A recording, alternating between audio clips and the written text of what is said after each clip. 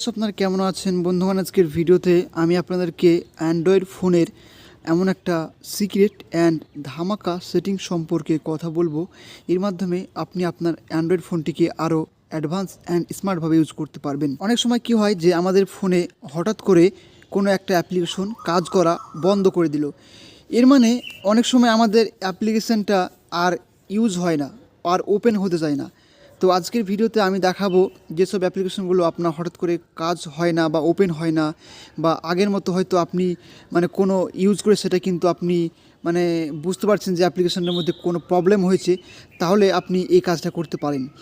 কাজটা হচ্ছে আপনাকে অ্যাপ্লিকেশানটা চেপে ধরতে হবে, দেন অ্যাপ ইনফোতে ক্লিক করতে হবে। ক্লিক করার পর আপনাকে প্রথমে কি করতে হবে, অ্যাপ্লিকেশানটার যে দেখুন এখানে লেখা আছে force stop and data storage. আপনাকে অ্যাপ্লিকেশানটা প্রথমে ফোর্স স্টপ করে দিতে হবে। অ্যাপ্লিকেশানটা প্রথম কাজ হচ্ছে, যদি যেসব অ্যাপ্লিকেশনগুলো আপনার কাজ হবে না সেটাকে ফোর্স স্টপ করে দিতে হবে প্রথমে।